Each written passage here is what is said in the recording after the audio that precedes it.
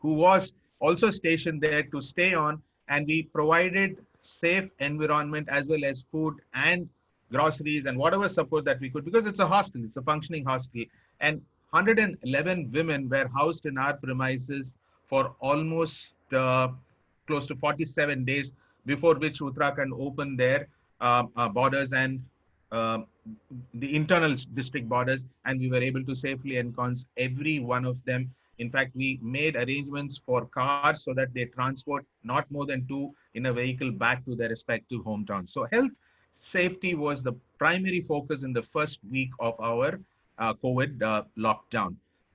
There was a report sent and assessed right at the apex level, at the senior leadership level, right to the chairman every week, every Friday. We reported on the health and safety status and extensive communication on health safety measures that they have to take. And parallelly, also what happened was when this whole thing opened up and when the whole thing closed down, we started getting a lot of calls. And this was in the first 48 hours from stranded drivers across the country, because they were just one day they said, sorry, you cannot travel from tomorrow. And these guys don't carry supplies, or they don't carry money beyond a point. So what happened was we received calls that almost 1,000 to 1,300 drivers from Tamil Nadu were stranded in various parts of the country. So gradually we started to reach out to them, and through our partners, Hindustan Petroleum, we reached out to them. And the first uh, sharing that we had done was to provide them basic necessities, some cash in hand, and ensured that these guys were uh, brought to safe lodging houses. Either it was a petrol bunk or it was a small school that we could work with our local partner. And to date, we have been in the position to almost work with close to 5,000 plus drivers by bringing them back safely into the town. And also during the whole lockdown period, our entire service network was active. And by virtue of essential services, we were able to provide service facilities as well as spare parts, whatever that we had, because that was a huge challenge. We couldn't open our warehouses. Whatever was possible, our service engineers were trained on safety protocols, were trained extensively on how to manage critical situation, crucial situations, and they serviced all the trucks which were stuck in various parts. And when the first unlock happened, not the unlock, or first relaxation happened, and when trucks were able to move around, we were readily equipped to service these and provide for spares, because we opened our spare parts by then and they were sent out. So the first response, as I told you, was health and safety, and this was both physical safety as well as emotional well-being, because we also opened out an emotional well-being helpline in conjunction with Apollo and Medall, where we could, get people to call, though, certainly anonymously, and reach out to them in case they were.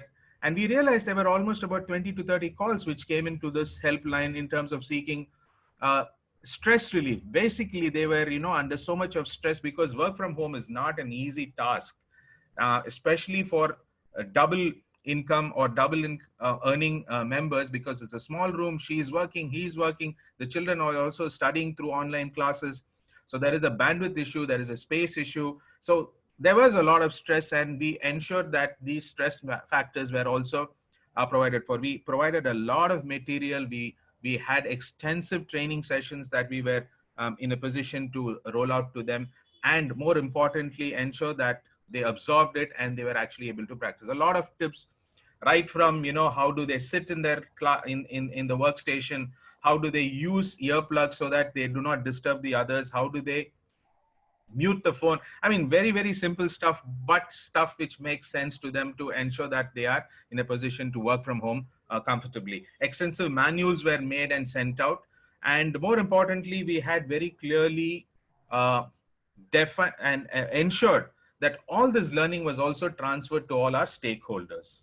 So the first set of stakeholders were, we had a very detailed manual made, as well as demo kits sent to all our service outlets, covering almost 900 service outlets across the country as to how they should use sanitizers, what should be the physical distancing norms that they have to adopt, what are the safety protocols that they've got to undertake, how do they go under a truck and still be safe, and in the environment, what should they take care of. Then the second was, how do we get the dealers involved, because the dealers are the ones who are going to actually go out and start believing in our products going forward. So we continuously kept engaging with our dealers. And the third set of stakeholders that we had to engage was our financiers, because we realized liquidity is going to be a challenge. And once the market opens, how do they engage, and how do we ensure that they start to lend, because lending is not going to be easy going forward. So how do they lend? So we gave them some guarantees, we gave them our product salience, we shared more information with our financiers so that they in turn are in a position to lend to both the dealers for working capital needs, as well as to the customers who will start to buy once the market opens up. The other community that we engage with is our supply partners, both in terms of liquidity, in terms of renegotiating terms with them, in terms of renegotiating supply chain schedules, and actually in many cases helping them out to ensure that safety protocols are ensured with the respective suppliers, because they were again operating in many different zones. We were monitoring in which zone they were operating, whether it's red, green, or orange, and how do we support them accordingly. The other bunch of stakeholders, which is the community, we have done a hell of a lot. The first response was, we opened our kitchens in Hosur, Ennore, and in Pantnagar to provide for food, and almost on a daily basis 10,000 packets of food was sent. And we consciously said, instead of giving it to the general public, we will choose pockets. So we worked with the hospitals. So here in Chennai, we were supplying to Stanley as well as to Keelpok Medical College for the doctors and the nurses. And then we worked with the Chennai Corporation to provide for food packets to the civic workers. We provided for PPEs for the civic workers, gloves for the civic workers, and we allocated 10 of our test vehicles to the corporation to mount their vehicles, which can go into the smaller streets. So the tents, those vehicles, which are the smaller vehicles, the LCVs, as we call, we donated them to the Chennai Corporation with our drivers so that they can mount the machine and actually spray. So all this was happening parallelly. And in Hosur specifically, at the request of the district administration, and we did open out to them right from day one. And from the 4th day onwards of the lockdown, and I'm talking about in the month of March, from the 4th day onwards, we were providing food for almost 600, 700 migrants, breakfast and lunch. So the community was also taken care of. So most importantly, our first response was health and safety, and more importantly, health and safety across all our stakeholders. The second thing, if I may bear to talk about as to what has been our response or what has been our focus point of response, is we increased our communication significantly. Be it newsletters, be it short WhatsApp messages, be it webinars, be it social media communication and engagement. We really, how would I put it, leveraged every communication tool, electronic communication tool that was possible to reach out to all our stakeholders.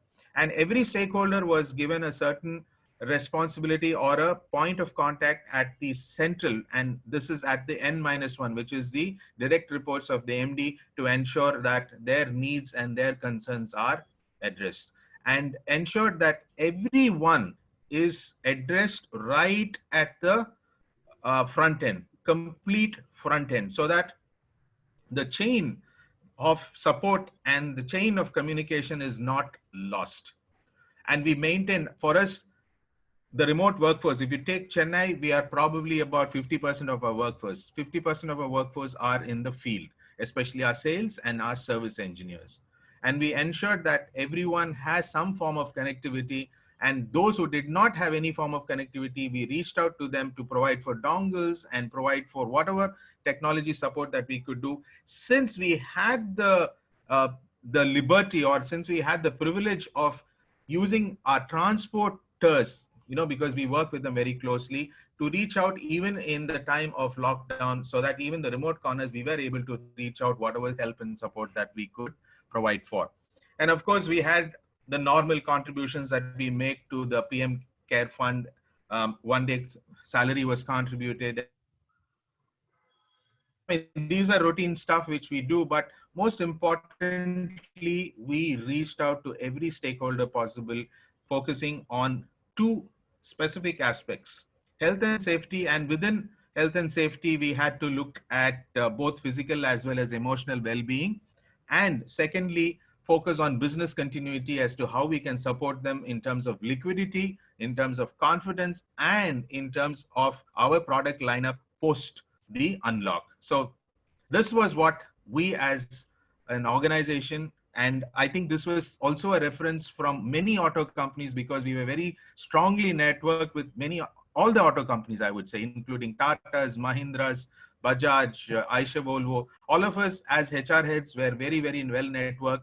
And let me share with you, it was such a very pleasant experience when one of our colleagues in Nagpur had a COVID scare. Though he was tested negative, I got a call from the Eicher head of HR, and on his own volition, I mean, I didn't even reach out to him. He just called me and said, Bala, I understand that one of your colleagues in Indore is having this challenge. We have a better network in Indore. Please let us know. And he helped us out to reach out to the company doctor of Eicher Volvo factory, and they in turn helped us out. So there was a lot of humaneness that I started to observe, especially in this particular COVID period.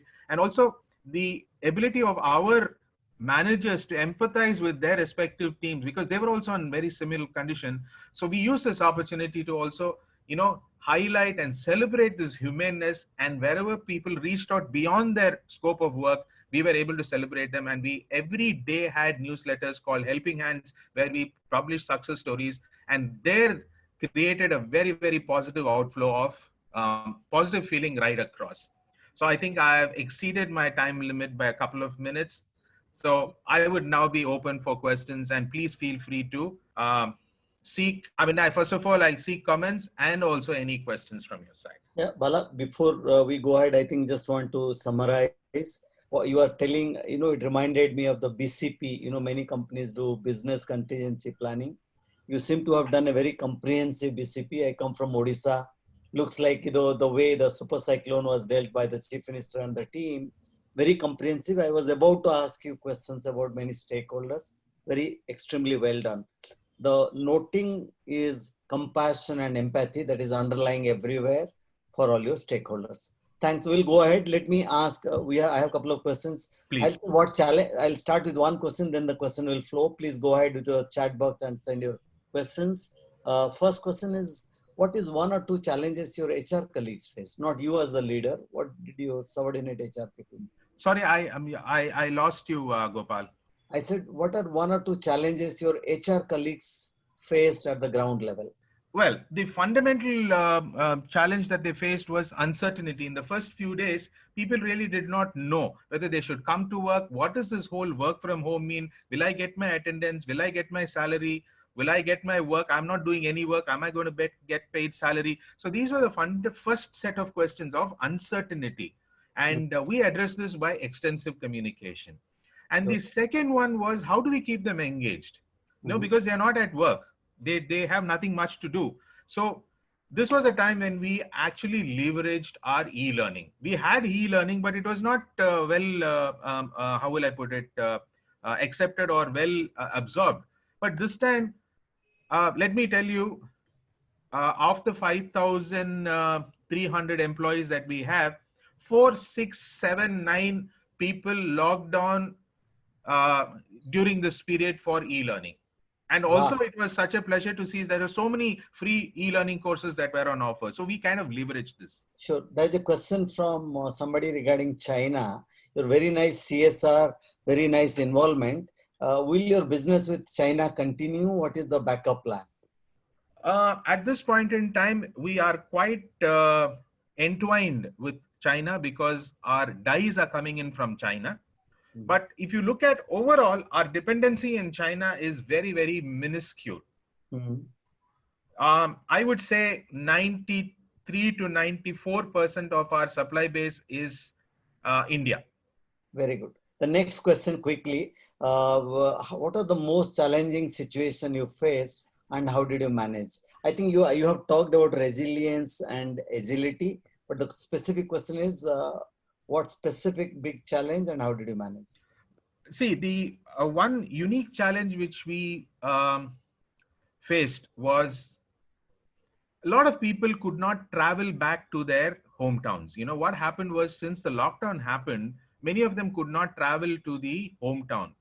So how do we, engage with them, and how do we actually, because they are bachelors or they are single women, and how do we, push them back? So what we did was we created a help desk specifically for them, and any travel updates and any travel restrictions or relaxations were immediately communicated to them. And it took at least 3 weeks for us, but by the fourth week we got the whole thing managed, and we were able to send whoever had to get back home to their respective So I hometowns. think that you have already answered about migrant workers, but the question is sales team, how did you keep communicating? What challenges they faced? And There were, fortunately for us, as I told you, we latched on to work from home and providing for communication tools much ahead of time.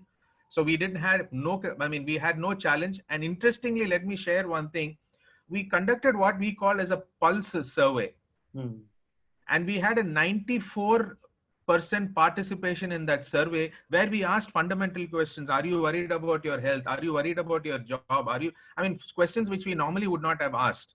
But we had a battery of 16 questions, and let me tell you, we had a 87% thumbs up in terms of positive feeling and comfort that the company was doing the right thing, which was a very, assuring factor for us. No one would have attempted this at this point in time, but we took the chance and said, no, let us ask the people how are they feeling, and we got a thumbs up on that That's one. called providing psychological safety. Very nice of you. Second question about migrant workers. How did you enable the migrant workers to go, and are you going to get affected by them when they're not there?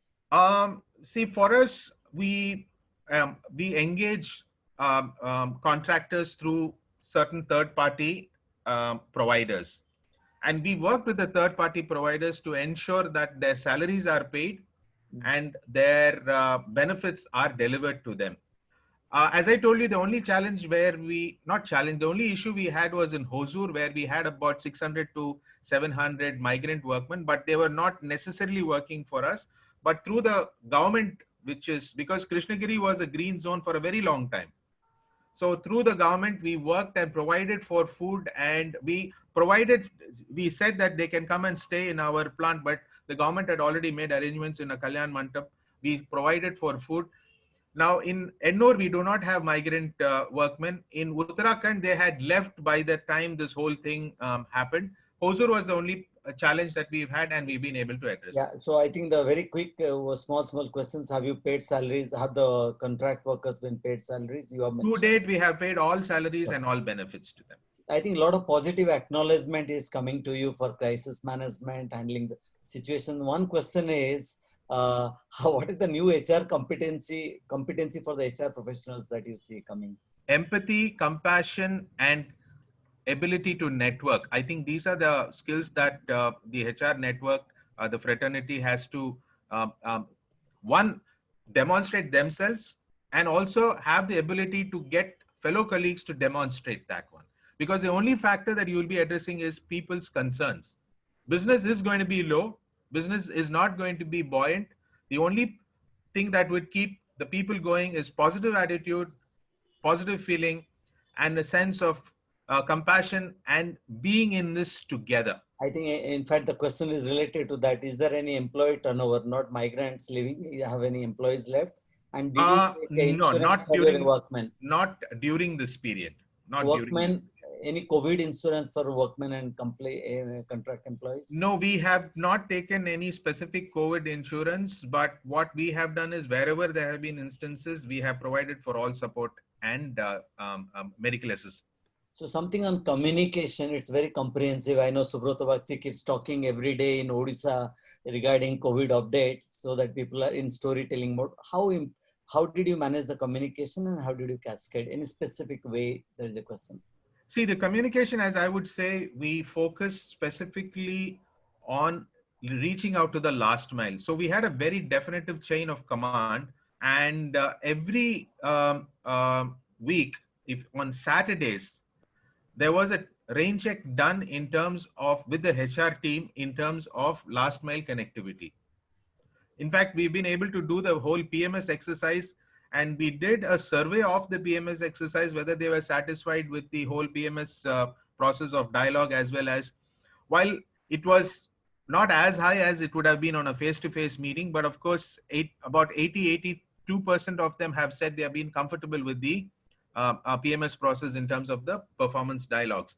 But of course, yes, we have had challenge in last mile connectivity, especially in northeast, in areas in interior Assam, and those places, because we have our service network as well as our people out there, but rest we have been able to cover. I think, Bala, a lot of compliments coming your way, comprehensive approach. I think. Thank you, feel honored.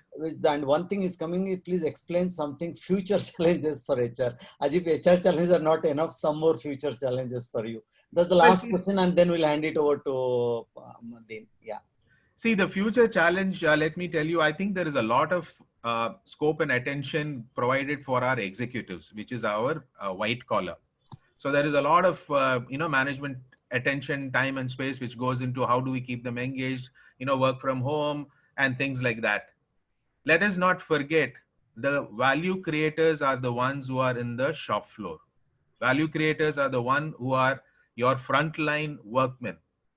I think there has to be time and focus and attention laid to the frontline workmen so that they return. And because they are in the most under-resourced area in terms of health, in terms of hygiene practices, in terms of societal pressures, and in terms of physical distancing. You cannot expect a workman to live in a two-bedroom apartment where he has a facility to, stay away. So that is the last mile support that we as HR fraternity will have to consciously focus, and as people champions ensure that whatever we do to our blue collar from an intent perspective, we also should extend it to our front line. I think it's coming bottom of the pyramid, and more important, I think total employee involvement. But one question is, how did you convert union challenges to opportunities before we close? Well, union challenges, see, to a great extent, we have been blessed. I think right from day one, when we closed down the plants, we started to engage with our union presidents. They are all external presidents. And we communicated and shared with them every week. Every fortnight, we had a meeting, or at least I had a short call with the respective union representatives and sharing with them our situation as well as our way forward. Thank you. So it was communication and open and transparent information sharing. In fact, I would share one thing in the interest of time. I'll just share one thing. No, you can take time, Bala. Yeah, take time. 10 minutes. Okay. We were able to, work with the union presidents, and we were able to ensure that we had the Ramzan festival in between. We normally give a festival advance. We told them that in the current context, we will not be able to provide this advance, and I hope you will understand, because we need to because for 2 months we have not had business, and we were borrowing to pay salaries, because that's how your working capital works. So with no money inflow coming in, and we actually shared, it was a bit of a tough exercise, but we put our foot down and we engaged with the union and told them, sorry, we need to understand and appreciate that we've got to pay our contractual workmen. And after a bit of exchange and a bit of reflection, they turned around and said, fine, we will accept no advance for this particular Ramzan festival. And we have said this particular year, we are not going to have festival advances. At the same time, they had a PF issue or a PF loan, which we honored. We said, okay, fine, we will. But even there, we counseled and we ensured that the union signs off on the application so that there is some amount of filtration that happens and the people do not exhaust their life savings. Bala, in fact, a lot of comments and compliments are coming to you and your top management, the way you will handle the IR situation, etc. One question is, there is a fear or an apprehension by one of our colleague participants. She's asking, will not the face-to-face HR role will decline and the role of HR itself is becoming different? How do you react to that? See, one will have to accept that face to face will decline, but it will not cease to exist. Mhm. So, whether it is face to face, whether it is through virtual media, I think we as people leaders, people champions, will have to keep the uh, person and the human in mind in whatever decisions that we take, be it face to face. You may want to communicate certain things, you may want to communicate something in virtual, but even face to face you can be very nasty, right? So in whatever manner, if your intent to communicate and demonstrate compassion and empathy is there, I'm sure the median is not going to to influence it one way or the other. One dimension which is coming, they're appreciating your extending to the contract and indirect employees. But how did you ensure that the daily rated or the contract employees are paid, which is always a concern? You may be paying, you may be aware, contractor may be saying. So any cross check, any mechanisms? Yes, we've ensured that our systems have always been doing that. We ensure that the last mile person gets the, because all our payments are done not on cash, they are done through transfers predominantly. Yeah, now we can keep it open beyond chat. Anybody wants to go online, but then we can take 5 more minutes. Yeah, sure. I also want to Yeah, ask one question to Bala. yeah, please go ahead. Then Bala, what is your thought on this? People craving for 12 hours work. I feel it is not right, but I don't know what's your thought on that. I absolutely would disagree with that philosophy of getting people to work for 12 hours. In fact, I would rather at this point in time seek lower working hours, but more engagement. Fantastic. I think thanks. that's a role modeling we need to do so that that can even create more livelihoods. Precisely. And what is the role of technology now? Yeah. Well, technology is going to be an enabler, and the better part of what I'm seeing now is our ability to adapt to technology has increased in this particular period. So I think we will have to cash in on that and not use technology to replace, but technology to enable. Yeah, that's a great insight. Yeah. Any open questions I have put already? Anybody, you can raise hands or you can. How should be work from home as a workplace when employee is getting injury? During I'm working not hours. able to read the question. During So working hours. During working hours. Getting injury during working hours. okay, injured while at home. Yeah. Well, it's interesting perspective. I don't have an answer to it. Yeah. Well, I mean, you'll have to treat it. I mean, most of them are covered through insurance. So I guess irrespective of whether they're at home or work, I guess it would be covered in insurance. At least that's my perspective, at least when it comes to executives. I'll ask a question since not many have there. My question was a few insights for HR professionals. Bala, you know, our training education is very different. Dean has been playing very active role. NIPM, NHRD, many professional bodies, but I think we are not trained to handle exigencies the way you have handled. So what are few insights or lessons you would like to share for HR professionals? See, what helped me in this particular period, because as I told you initially, this whole thing was very new. And some of the challenges which came up as something very unique, which we have not, faced in the past. One thing which I, or probably one um, um, aspect which helped me was to ask, to share information, to seek information, admit that you don't know, admit that these are new precedents, admit that you have not faced it in the past, and ask your fellow colleagues, be open, absorb, and be able to deliver. I think you got to drop your what you can say, the knowledge, or you got to drop your shield and expose yourself and saying that I don't know, let me ask and figure out a solution, and be bold.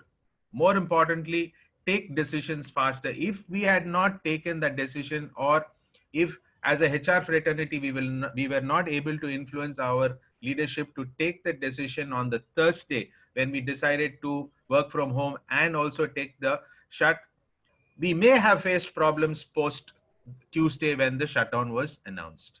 Thanks. So I think ability to take quick decisions is I'll really hand over important. to Dean, but before that, I want to tell you two HR leaders I met today. One leader with more than 1 lakh employees, and last week with another leader with 1 lakh, MNC Maharatna. Both of them said unlearn, learn, and relearn, and they have no fear of saying how do we let go, and we accept that we don't know. I think there's a question being asked. You can choose to answer or not. There is a lot of fear about life with employees, psychological fear, and about their jobs. As a HR person, what should we do? Not Bala do. The audience here is asking, and then we can hand it over to See, Dean. as HR, um, one has to accept that jobs are going to be scarce. Um, there are two responses to it. One, be honest and transparent in your communication. Ensure that the dignity of the individual is maintained when you exit the individual. And second, consciously make an effort to reskill and ensure that he is employable, and open out your uh, employment scales to contractual workmen, part-time workmen, to gig employees as they call it, so that you also have at least 5 to 7% of your workforce which caters to a wider range of skill sets that are available or will become available shortly.